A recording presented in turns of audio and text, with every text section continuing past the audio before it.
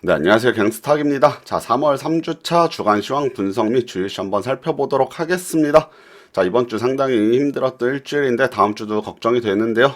자, 일단 한번 주요 이슈부터 살펴볼게요.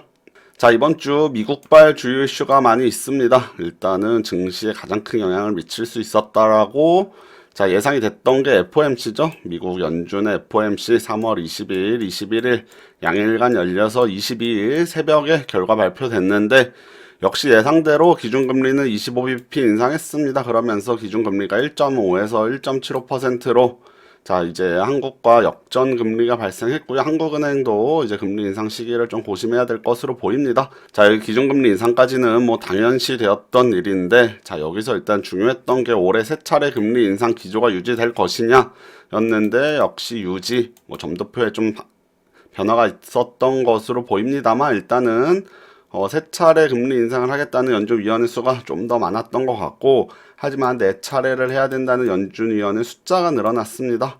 자, 그리고 내년에도 두 차례 정도 금리 인상할 것을 한 세 차례 정도 자, 금리 인상 횟수가 조금 더 많아질 수 있고 긴축 속도가 조금 더 빨라질 수 있는 그런 결과가 있었습니다.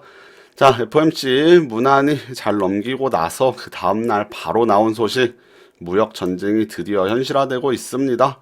자, 미국 트럼프 대통령이 계속 보호무역주의 강화하고 있었는데 드디어 중국에까지 좀 영향을 미치는 것 같습니다. 철강 같은 경우는 뭐 이제 특정 국가가 아니라 제품에 대해서 자, 관세를 물리겠다는 내용이었는데 자, 미국이 트럼프 대통령이 중국산 ICT 제품에 관세를 부과하는 행정명령에 서명을 했습니다. 한 500억에서 600억 달러 정도 우리나라 돈으로 한 60조 원 내외의 관세를 부과하겠다는 방침을 밝혔고요. 자, 미국이 8천억 달러 정도죠. 8천억 달러 정도 무역 적자를 보고 있는데 그 중에 5천억 달러 이상이 중국에서 발생하기 때문에 여기서 무역 적자 폭을 줄이겠다는 내용으로 결국에는 미국의 트럼프 대통령 중국산 제품에 관세 물리겠다고 발표했고요. 중국 역시 가만히 있지 않습니다. 중국도 미국산 제품 뭐 수입 돈육이나 뭐 철강 등등에 이제 관세를 부과하겠다. 뭐 물론 미국처럼 큰 규모는 아니지만 관세 부과하겠다는 소식이 밝혀지면서 역시 글로벌 증시에 큰 영향을 미쳤고 그거는 조금 이따가 한번 살펴보도록 하겠습니다. 자, 그래서 결국 미국과 중국의 무역 전쟁이 시작되면 우리나라 같은 경우가 문제죠. 지금 우리나라가 미국 증시보다 더 많이 빠지기도 했는데 국내 기업들이 중국에 중간재 수출을 많이 하고 있습니다. 중국에서 미국으로 가는 수출량이 줄어들 경우 국내의 기업들도 타격이 있을 것이라는 것이 뉴스가 많이 나오고 있고요. 뭐 우리나라, 대만 등등의 상당한 큰 악재가 아닐까 싶습니다. 자, 일단 이 무역 전쟁 같은 경우는 드디어 이제 현실화되고 시작이 되었는데 결국 미국과 중국이 어느 정도 협상을 통해서 이런 것들을 좀 해소해 나가는지가 가장 중요하지 않나 싶습니다. FOMC 잘 넘겼는데 결국에 트럼프 대통령 행정명령 서명하면서 또 다른 악재가 터져 나왔다. 자, 이렇게 정리하면 될 것 같고요.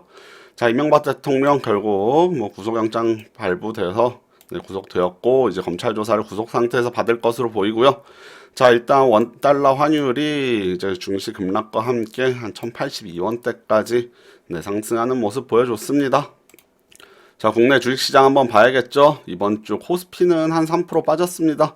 뭐 3% 정도는 뭐 하락할 수 있는 폭, 한 77포인트 정도 좀 많이 빠지긴 했습니다만 그나마 뭐 요 정도면 괜찮은 것 같고 자, 코스닥이 하루 일찍 목요일부터 급락을 해서 목요일 금요일 이틀간 급락하면서 7% 이번 주에만 7% 정도 급락했습니다.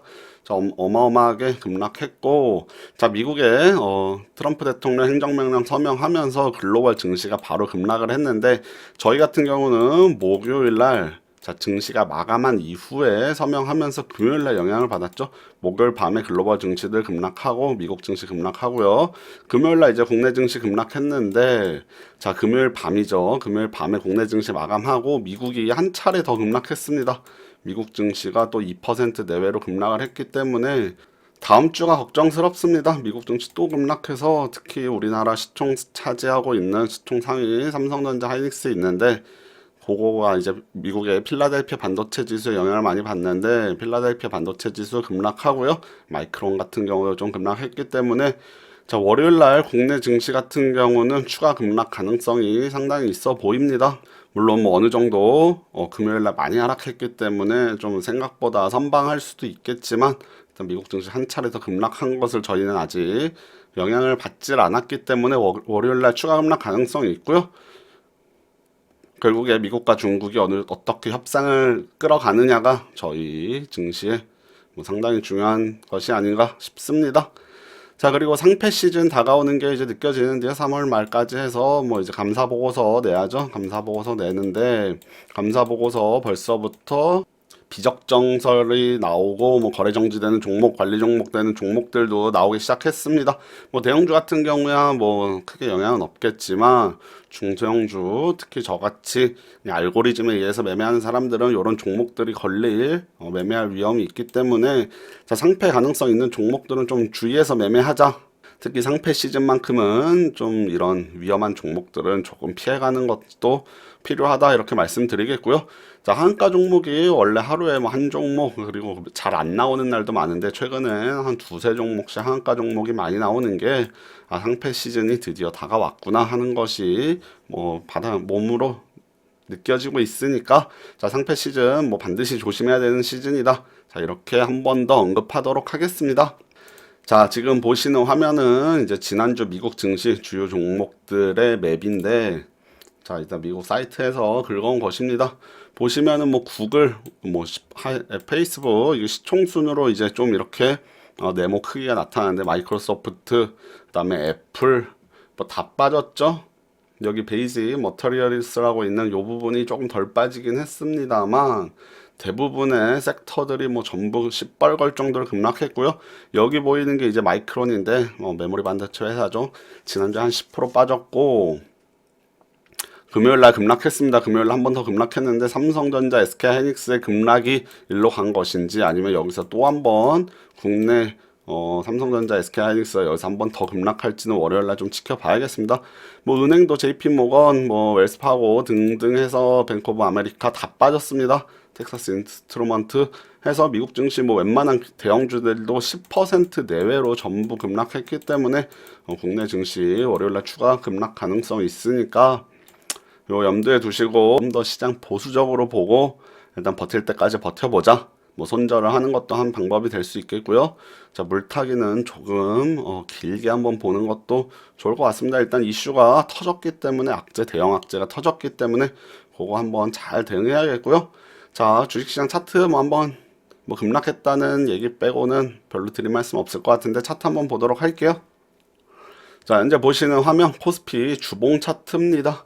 주봉 차트인데 자, 2월 달이었죠. 2월 초에 1월 말부터 2월 초 이렇게 급락한 이후에 자, 이렇게 박스권 좀 그려 나가면서 살짝 우상향하는 모습 보여줬는데 자, 지난주에 제가 주봉상 21선을 넘겼다 해서 조금 이제 2500 다시 돌파해서 상승할 수 있다라고 말씀드렸는데 2500 살짝 넘겼죠. 2508포인트까지 네, 이번 주에 갔다가 결국 급락하면서 2400대 초반까지 내려왔습니다.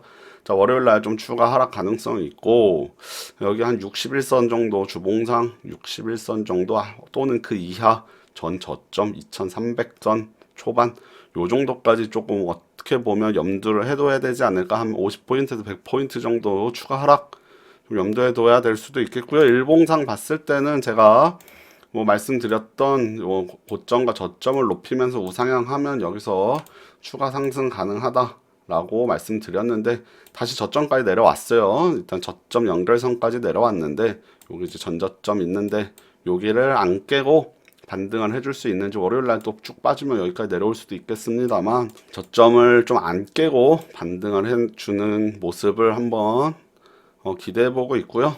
일단 월요일이 좀 상당히 걱정스럽긴 합니다.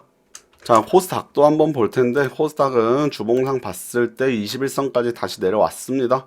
상당히 중요한 자리인데 자, 월요일날 뭐 아무래도 지켜내기가 힘들 것 같죠. 21선을 어떻게든 뭐 시초가에서라도 깰 것 같다는 생각이 들고요. 자, 일봉으로 봐도 지금 전저점 부근 요 자리 정도까지는 좀 열어놔야 될 것 같습니다. 한 820선 여기를 사실 지지해 준다면 상당히 다행이고 더 하락해서 결국에는 뭐 여기죠. 800선 800대가 깨질 수도 있지 않을까 좀 개인적으로 시장을 좀 어렵게 보고 있고요. 아무튼 요게 주요 지지선에서 좀 맞고 깨지 않고 맞고 여기서 반등해 준다면 단기 악재로 좀 끝날 수도 있겠습니다만 지금 국내 증시 대외 여건상 상당히 어려운 거 사실입니다.